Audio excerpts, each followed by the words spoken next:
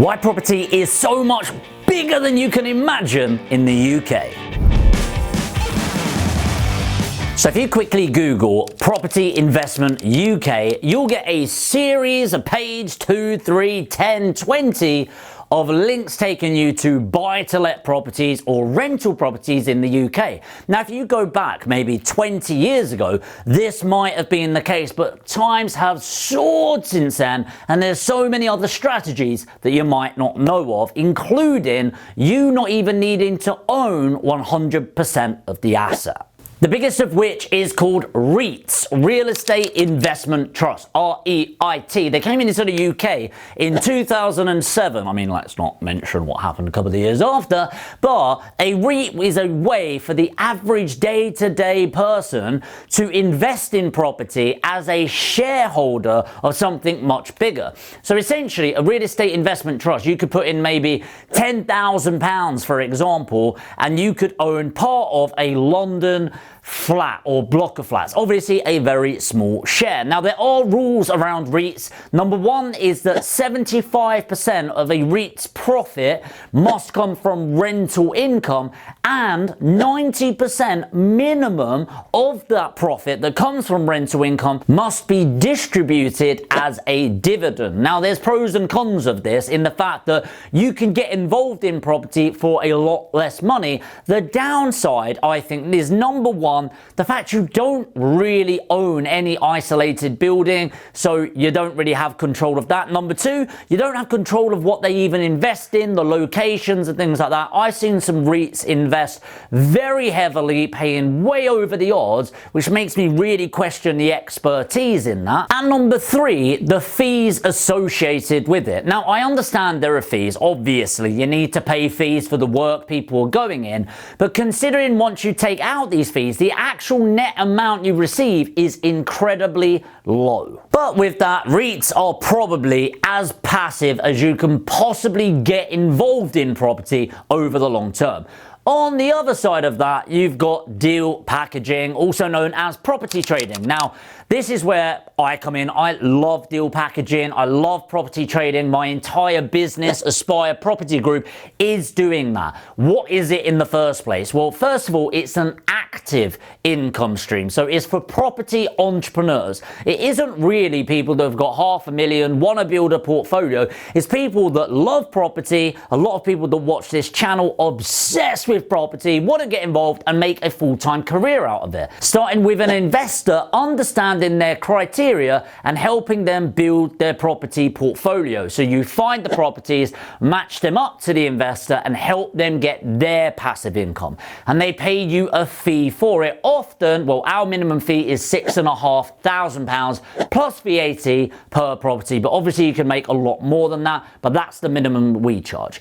Now, the reason I love this is there's no cap on the amount of money you can make. The highest month we've made is around 300,000. My ultimate goal is to get it to £1 million a month, which will take me, I think, another 3 to 5 years to do that properly. So it's an uncapped resource. You don't need a lot of money. And by the way, if you want to find out more and you actually want to get paid for education around that, you could put education in the comment and I'll put a link in the description and you can have a one-to-one strategy session with one of my team to actually find out what strategy is right for you. The next strategy, I'm actually not going to go into this. Rental properties, buy-to-let properties, fairly obvious, or you can put buy-to-lets on steroids and give you the HMO. HMO, or House of Multiple Occupancy, is often when you take a property and you rent out the individual rooms, and you can either purchase the asset or you can do a rent to rent on a HMO, which is where you rent the property as a whole and then you rent out the rooms individually and make the margin in the middle. Now, the key with this is making sure that you've got good management processes in place.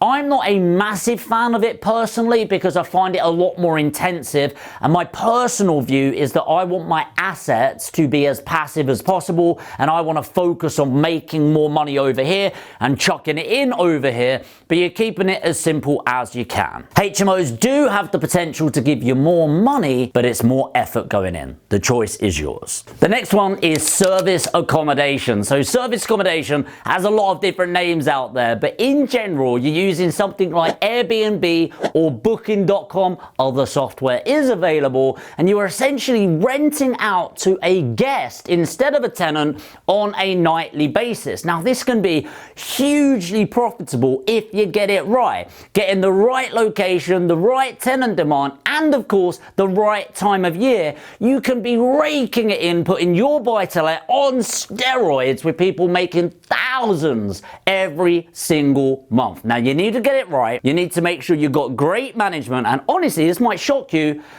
everything comes down to how good the cleaners are. I know that sounds ridiculous, right? But you need a cleaning turnaround of the linens, washing everything, making sure it's up and running, turning it around quickly and quickly and quickly. If you've got a team that doesn't turn up on time and a guest turns up to a dirty house, then you're going to get a bad review. So it is, from an active point of view, it's definitely less active than deal packaging, definitely a lot less passive than a buy-to-let property, but sometimes it can be that perfect blend of being entrepreneurial in the property game, allowing you to get a bit creative and make a lot more money. Next, I'm going to put two together. This is rent to rent and lease options. They are different strategies, but sometimes you can blend them together.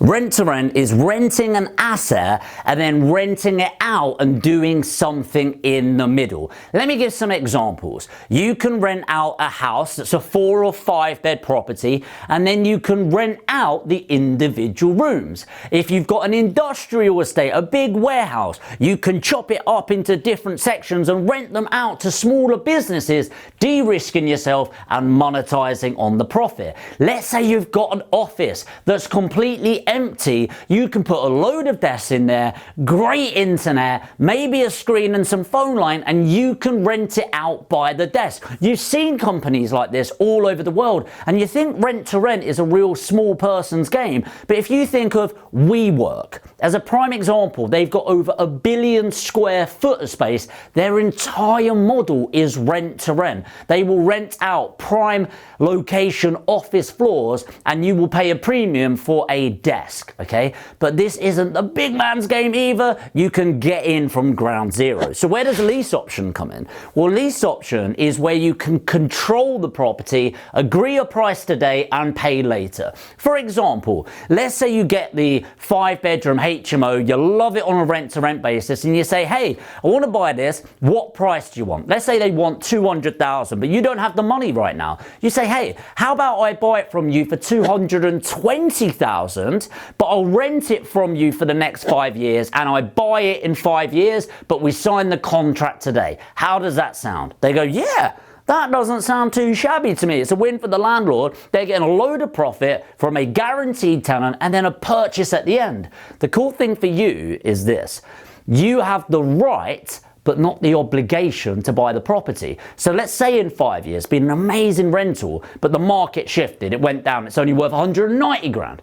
You can walk away from that. You don't need to actually make that purchase. However, let's say in 5 years' time, it's worth 250,000, but you've got it agreed at 220. The vendor is obligated to sell you that property at 220, and you've just got 30 grand in the bank. Lease options are a powerful way for you to benefit from the property without actually owning it. As you can tell, there are so many ways to invest in property and so many different strategies. Here's what I'm going to do. If you got value from this video and you want to find out more strategies, put strategy in the comments and I'll do a few more different ones that I love and make a load of money in UK property investment. But here's just a few strategies to get your mind going around. And as I said, if you want to learn more and get some paid for education, put education in the comments. I'll put a link in the description and we'll have a free strategy session to find out which strategy is right for you. Hopefully you got value from this. If you did, hit the like like button. It really does help show others and introduce them to the channel. And of course, if you're new and you want to find out more about this strategy, any that I've mentioned, or so much more, make sure to hit the subscribe button and the notification bell, and I'll see you in the next video.